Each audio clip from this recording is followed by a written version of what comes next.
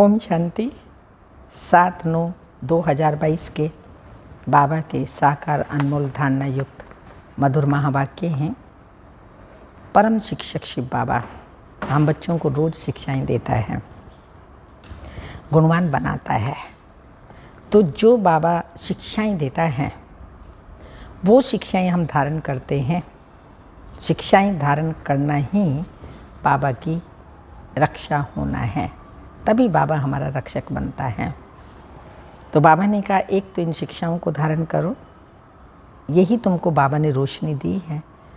इससे तुम सदा ही, जब मन में गुण हैं, शक्तियां हैं, बाबा की शिक्षाएं हैं, तो ऑटोमेटिकली हम हर्षित रहेंगे और ये हर्षित चेहरा ही हमारा सेवा करेगा। तो बाबा हम बच्चों को रमणीक बातें, गुह्य बातें, और धारण करने की बातें रोज़ बच्चों को समझाता है। तो ये ज्ञान कोई सूखा नहीं है, रमणीक है। तो सुनते हैं बाबा का रमणीक ज्ञान का, ये शिक्षाओं का जो मुरली बाबा ने सुनाई है। मीठे बच्चे, बाप की शिक्षाओं को धारण कर तुम्हें गुणवान फूल बनना है। तुम्हें ज्ञान की रोशनी मिली है, इसलिए सदा हर्षित रहना है। क्वेश्चन, तुम बच्चों की कौन सी गुह्य रमणीक बातें हैं जो मनुष्य सुनकर के मूंझते हैं? आंसर, तुम कहते हो अभी हम ब्राह्मण कुल भूषण स्वदर्शन चक्रधारी हैं, हम ज्ञान की शंख ध्वनि करने वाले हैं, हम त्रिनेत्री त्रिकालदर्शी हैं, ये देवताओं को जो अलंकार देते हैं वो सब हमारे हैं। तो ये बातें सुनकर मनुष्य मूंझते हैं कि ये और देवता बनने वाले, ये अलंकार तो देवताओं के हैं। तुम कहते हो बाप मुख से जो नॉलेज देते हैं ये शंख ध्वनि है, इससे हम मनुष्य से देवता बनते हैं। इसी को ही मुरली कहा जाता है, काठ की मुरली नहीं। यह भी बहुत गुह्य रमणीक बातें हैं जिसे समझने में मनुष्यों को मुश्किल लगता है। गीत यही बाहर है। ओम शांति। तो मीठे मीठे ईश्वरीय संतान जानते हैं कि हमारे लिए सबसे ऊंची बाहर की यह मौसम है। बाहरी मौसम में फूल आदि सब खिल जाते हैं। यह है बेहद के बाहर की मौसम। तुम पर ज्ञान की बरसात होती है तो सूखे कांटे से तुम फूल बन जाते हो। ये भी तुम ही जानो, सो भी नंबरवार पुरुषार्थ अनुसार।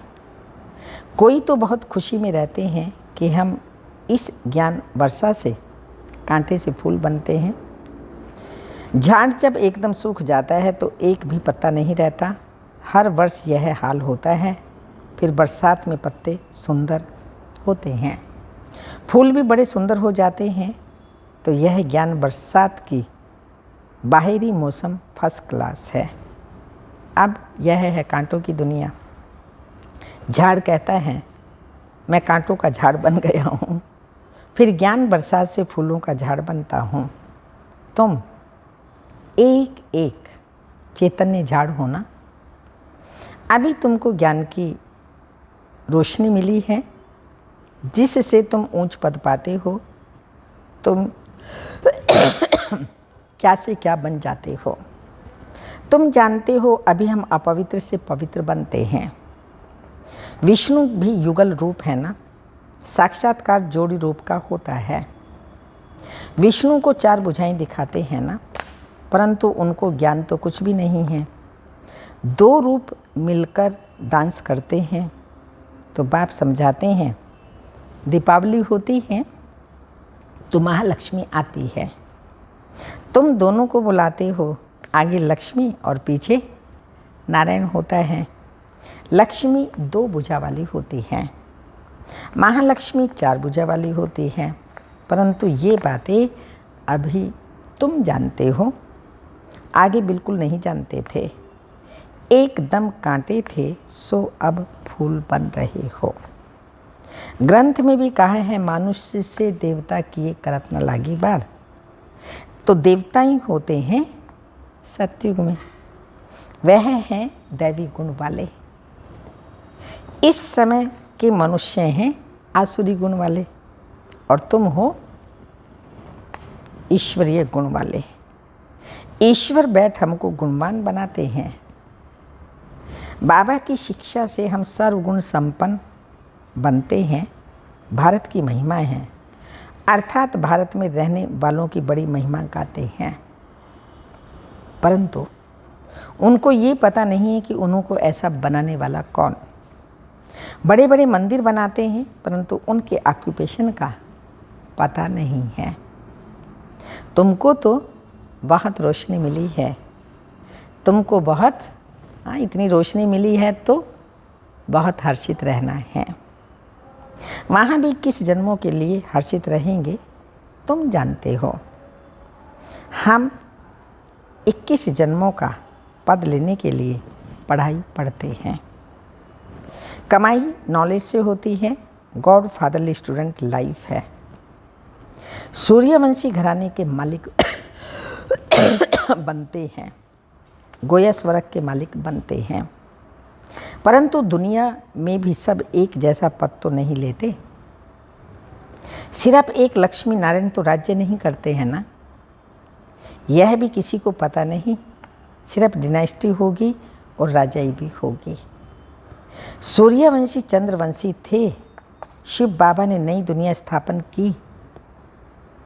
दुनिया वालों की बुद्धि में तो अंधियारा है और तुम्हारे पास तो रोशनी है।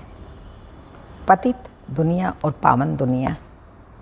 पावन दुनिया में भी नंबरवार मर्तबे हैं, प्रजा में भी होंगे।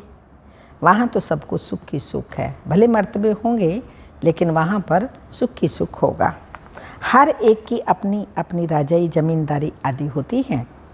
पतित दुनिया में सब पतित हैं परंतु उसमें भी नंबरवार हैं। जैसे सतयुग में ऊंचते ऊंच डिनास्टी है लक्ष्मी नारायण की, राधे कृष्ण प्रिंस प्रिंसेस स्वयंवर के बाद लक्ष्मी नारायण बने। लक्ष्मी नारायण की डिनास्टी कहेंगे, राधे कृष्ण की डिनास्टी नहीं कहेंगे। राजाओं का नाम लिया जाता है। थोड़ी सी बात कोई नहीं जानते, तुम सब जानते हो, सो भी नंबरवार। राजधानी में तो नंबरवार पद होते हैं ना, कहाँ सूर्यवंशी राजाई, फिर कहाँ प्रजा में भी चंडाल आदि जाकर बनते हैं। पति दुनिया में भी नंबरवार होते हैं। अब बाप तुमको कर्म अकर्म विकर्म की गति समझा रहे हैं। तो बाप कहते हैं बच्चे श्रीमत पर चलो। बहुत बच्चे हैं, कैसे हैं? बहुत बच्चे हैं जो बाबा को कभी देखा नहीं, आपस में बहुत अच्छी सर्विस कर रहे हैं, प्यार से प्रेम से बाबा की सेवा कर रहे हैं, बाबा का परिचय देते रहते हैं। सिवाय ब्राह्मणी मुकर्रर किए बिना भी सेंटर चला रहे हैं। ऐसे भी अच्छे अच्छे बच्चे हैं। सन्मुख मिले भी नहीं फिर भी सर्विस कर आप समान बना रहे हैं। सन्मुख रहने वाले इतनी सर्विस नहीं करते।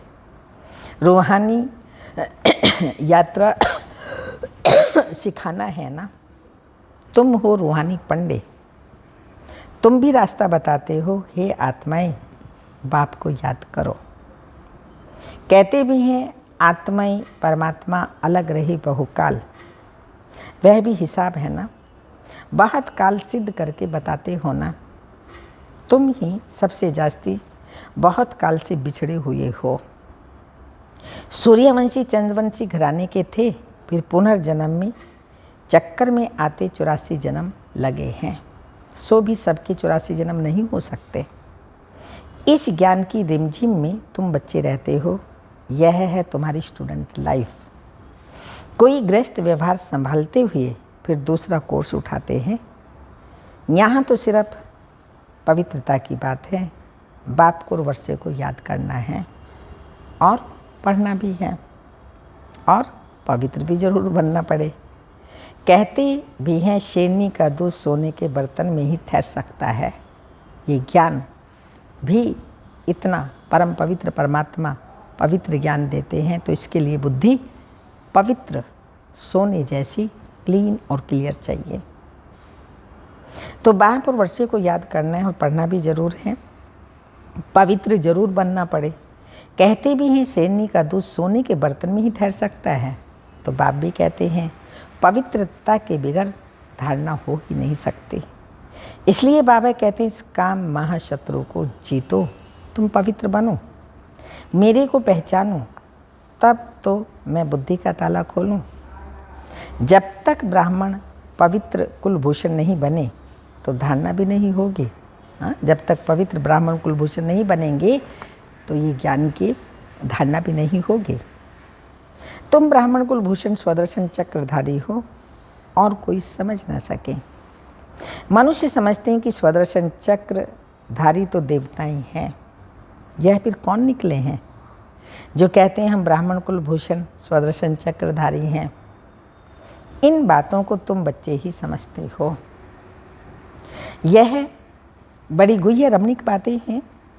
नॉलेज की शंख ध्वनि तुम करते हो, देवताएं तो नहीं करते। वह तो शिव बाबा की शंख ध्वनि सुनकर देवता बनते हैं। शिव बाबा तो है नॉलेज फुल, परंतु उनको शंख कैसे देंगे? नॉलेज तो जरूर किसी के मुख से ही देंगे ना। उनको ही मुरली कहा जाता है, बाकी कोई काठ की मुरली नहीं है। बरोबर ज्ञान की मुरली बज रही है। मनुष्य तो समझते हैं ये पूजा भक्ति आदि परंपरा से चली आती है, परंतु परंपरा से कोई चीज़ चल ना सके। कहते भी हैं ये रक्षाबंधन आदि परंपरा से चले आई हैं। अच्छा, परंपरा से कब से, ये तो बताओ। क्या परमात्मा ने पतित दुनिया रची? तब उनको पतित पावन क्यों कहते हो? पढ़ाई की बातें रोज बुद्धि में आनी चाहिए, मुख खोलने की प्रैक्टिस करनी चाहिए। तुम तो बहुतों को समझा सकते हो, अपनी उन्नति के लिए प्रबंध करना चाहिए। जैसे बाबा सबको रास्ता बताते हैं, हमको फिर औरों को रास्ता बताना है, तब तो बाप से वर्षा पाएंगे। बाकी धम चक्कर मचाने से वर्षा पा नहीं सकेंगे। बाबा को बहुत रहम आता है, कितना समझाते हैं, परंतु तकदीर में नहीं है। कितने रत्न मिलते हैं, रत्नों का भी विस्तार बहुत होता है, रत्नों में भी फर्क बहुत होता है। कोई की कीमत लाख रुपया होती है, कोई की फिर 1 रुपया होती है। यह भी अविनाशी ज्ञान रत्न है जो धारण कर फिर औरों को कराते हैं तो कितना ऊंच पर पाते हैं। बच्चों के मुख से सदैव रत्न ही निकलेंगे। अगर बाबा के अच्छे बच्चे रत्न निकलेंगे, नहीं निकलते तो बाबा कहते हैं सदा मुख से रत्न निकलने चाहिए। बुद्धि समझती है, परंतु मुख से नहीं बोलेंगे तो उसकी वैल्यू क्या होगी? जो मेहनत करेंगे, आप सामान बनाएंगे तो फल भी बहुत मिलेगा। यह सर्विस करना और सिखाना कम सर्विस है क्या? तुम्हारी बुद्धि में अब रोशनी आ गई है। सबसे बड़ा साहूकार कौन? 10-12 नाम ले लेते हैं, तुम भी जानते हो। इस ड्रामा में मुख्य कौन कौन हैं? परमपिता परमात्मा, Shiv creator, director, principal, actor हैं। ऊंच ते ऊंच शिव बाबा, सूक्ष्म वतन, स्थूल वतनवासी, ये सब बातें तुम अभी जानते हो। पहले बाबा, फिर सूक्ष्म वतन, स्थूल वतनवासी। लाखों वर्ष कल्प की आयु नहीं है, कल्प की आयु ही 5000 वर्ष है। मनुष्य मात्र तो कितने घोर अंधियारे में हैं। तुम अब अज्ञान अंधेरे से निकल कितनी रोशनी में आए हो। कोई तो रोशनी में आए हैं, कोई फिर अंधियारे में ही पड़े हैं। इसमें है सारी बुद्धि की बात। कोई तो विशाल बुद्धि झट समझ जाते हैं, आत्मा तो है ही स्टार मिसल। भ्राकुटी के बीच में बड़ी चीज़ तो ठहर भी ना सके। जरूर ऐसी चीज़ है जो इन आँखों से देखने में नहीं आती।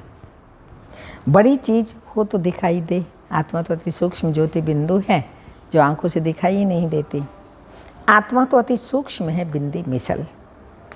यह है गुह्य ते गुह्य बातें। शुरू में अखंड ज्योति तत्व कहते थे। शुरू में स्टार कहे तो समझ ना सको, सारी नॉलेज एक दिन में थोड़ी दे देंगे। दिन प्रतिदिन गुह्य बातें बाप से सुनते हैं। ज्ञान सागर से अथाह धन मिलता है। जब तक जीना है, ये जो ज्ञान है, जब तक जीना है तब तक अमृत पीते रहना है। ये ज्ञान अमृत हमें अंत तक पीते रहना है, पानी की बात नहीं है। ज्ञान सागर से ज्ञान गंगाएं निकलती हैं, वह तो पानी का सागर है। कहते हैं गंगा अनादि है, ये स्नान आदि चला आता है। तुम देखते थे बच्चियां ध्यान में जाती थी तो गंगा जमुना नदी में जाकर रास विलास करती थी। यहाँ तो डर लगता है कि डूब ना जाए। वहाँ तो डूबने आदि की बात ही नहीं रहती, कभी एक्सीडेंट हो ही नहीं सकता। तो यही बाहर है, जबकि संगम युग पर ही ये बाहर है, जबकि कोड़ी से हीरा अथवा पतित से पावन बनते हो। पावन दुनिया बनेगी तो जरूर पतित दुनिया का विनाश होगा। महाभारत में तो पूरा दिखाया नहीं है। दिखाते हैं पांडव पहाड़ों पर जाकर गल मरे, साथ में कुत्ता ले गए। क्या पांडव कुत्तों को भी पालते हैं क्या? तुम तो कुत्ता पालते नहीं हो। कुत्ते का मान कितना रखा है। बहुत लोग कुत्ता पालते हैं। बाप तुम बच्चों को समझाते हैं, तुम बच्चों को बहुत हर्षित रहना है। तुम्हारे पर नित्य ज्ञान वर्षा हो रही है। तुम जानते हो बाबा कैसे आते हैं, ज्ञान वर्षा करते हैं, भारत में ही आते हैं। इसलिए भारत की बड़ी महिमा है। भारत ही अविनाशी खंड है। भारत ही अविनाशी बाप का बर्थ प्लेस है। जो शिव बाबा सभी को पावन बनाने वाला है, और कोई तो जानते ही नहीं। वह तो कह देते हैं परमात्मा नाम रूप से न्यारा है, सर्वव्यापी है। कितनी बातें बता दी हैं। बाप कहते हैं मैं आता हूँ, मुझे ब्राह्मण जरूर रचने हैं। कहते भी हैं हम ब्रह्मा की औलाद हैं, तब तो ब्राह्मण कहलाते हैं। परंतु ये बातें भूल गए हैं शिव बाबा ने आकर क्या किया, कैसे ब्रह्मा मुख वंशावली बनाया। तुम अब जानते हो शिव बाबा आए हैं, वह है रचयिता, तो जरूर नई दुनिया ही रची होगी। किसको भी पता नहीं है, ना जानने के कारण गालियाँ देते रहते हैं। इसलिए बाप कहते हैं यदा यदा ही धर्मस्य है ग्लानि भवते भारत। जब जब धर्म की ग्लानि होती है, मानव धर्म भ्रष्ट कर्म भ्रष्ट बन जाता है, तब मैं आता हूँ। ये किसने कहा? श्री कृष्ण तो कह नहीं सकता। कहाँ है श्री कृष्ण जो कहे? श्री कृष्ण की आत्मा को भी अब मालूम पड़ा है कि हम 84 जन्म लेते हैं। तुम जो पहले पास हो, ट्रांसफ़र होते हो, वही पहले जन्म लेते हो। तुम्हारी बुद्धि में कितनी रोशनी है। ऑपरेशन करते हैं तो एक आंख निकाल दूसरी आंख डाल देते हैं, जिससे रोशनी आ जाती है। कोई का डिफेक्ट रह भी जाता है। तुम आत्माओं को ज्ञान चक्षु खत्म हो गए हैं, वह देने के लिए बाबा आया है। तुम्हारे ज्ञान चक्षु खुल रहे हैं। तीसरा नेत्र ज्ञान का है। अब तीसरा नेत्र फिर देवताओं को दे दिया है। अलंकार चक्र आदि भी विष्णु को दे दिए हैं। वास्तव में तीसरा नेत्र तुम ब्राह्मणों का है। तुम हो ही सर्वोत्तम ब्राह्मण कुल भूषण। दैवी कुल और आसुरी कुल है, वर्ण कहो कुल कहो, बात तो एक ही है। ज्ञान एक ही है, तो कितनी अच्छी बातें हैं जो कोई भी शास्त्रों में नहीं है। तुम अब त्रिकालदर्शी त्रिनेत्री स्वदर्शन चक्रधारी बने हो। त्रिकालदर्शी त्रिनेत्री स्वदर्शन चक्रधारी बने हो। कमल पुष्प समान पवित्र रहने का पुरुषार्थ करने वाले हो। तुम जानते हो किसकी आंख अच्छी खुली है, किसकी खुलती ही जाती है। आखिरी 100% खुल ही जाएगी। तो मुख से ज्ञान रतन निकालते रहेंगे, तब तो रूप बसंत कहलाएंगे। अब तुम मेहनत करो, पुरुषार्थ करना चाहिए जितना हो सके। ज्ञान में बड़ा हर्षित मुख, गंभीर, विशाल बुद्धि बन सुख महसूस करते रहना है। स्वर्ग का वर्षा मिल रहा है, और क्या चाहिए? कितनी खुशी मनानी चाहिए। अच्छा, मीठे मीठे सिक्के लदे बच्चों प्रति माता पिता बाप दादा का याद प्यार। Good morning diamond morning. रूहानी बाप की रूहानी बच्चों को नमस्ते। हम रूहानी बच्चों की रूहानी माता पिता बाप दादा को याद प्यार। Good morning diamond morning. Om नमस्ते। धारणा के लिए मुख्य सार है, सदा ज्ञान की रिमझिम में रहना है। रूहानी पंडा बन सबको रास्ता बताना है। मुख से ज्ञान रतन ही निकालने, कभी भी कटु वचन ना निकले। सदा मुख से ज्ञान रतन ही निकलते रहना चाहिए। सेकंड पॉइंट, ज्ञान मनन कर सदा हर्षित मुख गंभीर विशाल बुद्धि। हर्षित मुख गंभीर विशाल बुद्धि बन सुख का अनुभव करना है और कराना है। स्वयं करना है, फिर औरों को कराना है। वरदान, धन कमाते अथवा संबंधियों को निभाते हुए दुखों से मुक्त रहने वाले नष्टो मोह ट्रष्टि भाव।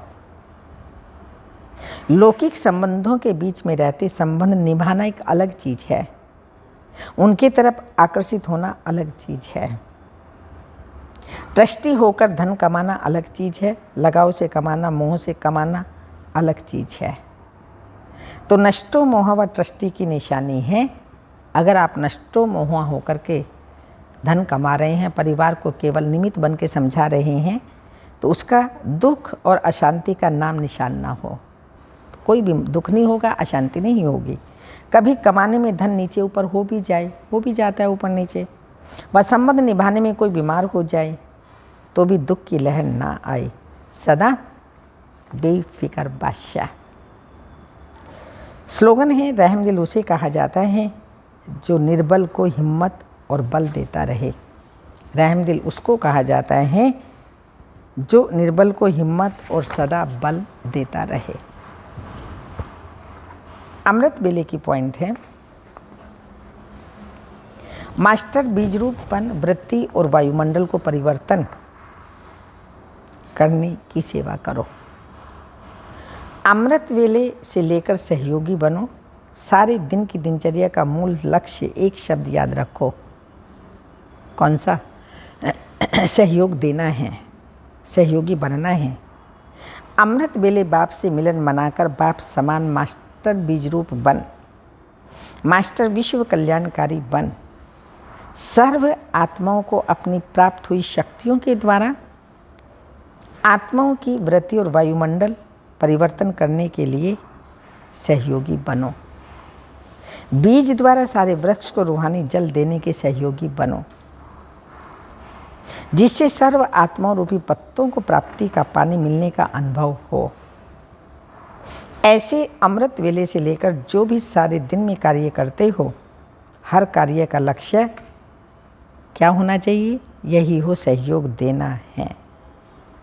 सहयोग देना है, देना ही लेना है। देते जाओ, लेने की भावना भी नहीं रखनी है। अच्छा, ओम शांति।